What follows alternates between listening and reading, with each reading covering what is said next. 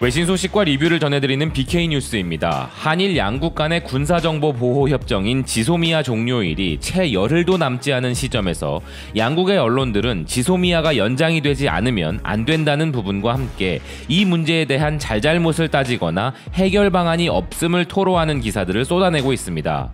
그만큼 첨예한 대립 상태이며 양국의 의견 일치가 힘들다는 부분을 보여주는 것일 텐데요.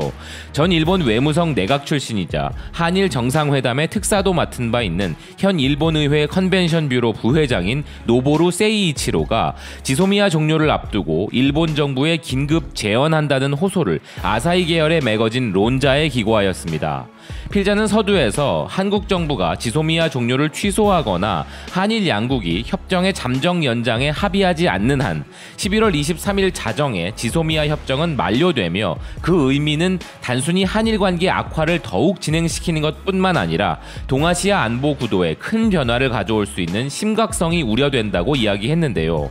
이 지소미아의 폐기는 오로지 북한을 이롭게 할 뿐이라는 필자는 이 상태의 위기감을 느낀 미국 정부가 15일부터 에스퍼 미 국방장관을 한국에 파견하여 지소미아 잠정 연장을 염두에 두고 한국 측과 협의할 것으로도 알려져 있다고 언급합니다. 한국 측의 지소미아 결정은 일본의 수출 통제 조치에 대응하는 것이므로 일본이 그것을 철폐하면 한국도 지소미아 종료 결정을 재검토할 가능성이 있다고 했음을 언급하는 필자는 지소미아 종료를 일본 탓만 하는 것은 불합리하지만 한국 정부를 뒷받침하는 여론도 있기 때문에 한국 정부도 어떤 양보를 하려면 한국 국민들에게 설명할 자료가 필요하다고 이야기하는데요. 이렇게 일본 정부가 지금처럼 일방적으로 한국 탓만 하는 한 한국 측의 태도는 변하지 않을 것이고 시간만 지나 결국 지소미아가 종료되면 동아시아 안보 정세에 따라 일본에게 불리하다고 주장하는 필자입니다. 그리고 필자는 미국도 이 문제를 심각히 여겨 중재에 나서고 있는데 일본 정부는 이대로 관망의 자세를 관철하는 것은 옳은 결정이 아니라고 주장하는데요. 필자는 한국의 입장에서 볼 때 미국을 통한 설득만 있고 아무런 대가 없이 지소미아의 잠정 연장에 합의하는 것은 국내 여론과의 관계에 있어 어려울 것인 한편 그것을 가능하게 하기 위한 합의할 시간도 현재로서는 전혀 없다면서 이 상황을 심각하게 보고 있습니다.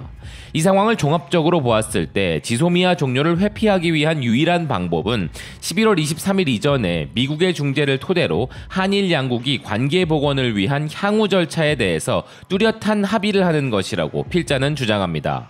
결국 필자가 긴급하게 일본 정부에 제안하는 내용은 미국의 중재에 맞춰 일본도 그것을 방관할 것이 아니라 수락 가능한 최대한의 라인을 미리 미국 측에 보이고 그 측면에서 협력할 필요가 있다는 것입니다.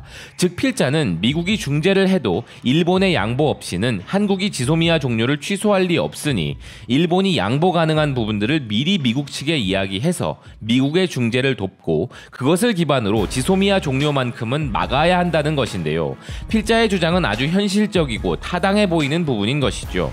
일본이 물러선다. 이것이 사태 해결의 열쇠임은 명확하기 때문입니다. 문제는 과연 아베와 그 내각들이 이런 제안을 받아들일 리가 있을까 싶은데요. 남은 기간 일본에 어떤 변화가 있을지 우리도 깊은 관심을 가지고 지켜봐야 한다는 의견입니다. 지금까지 BK뉴스였습니다. 시청해주셔서 감사드립니다.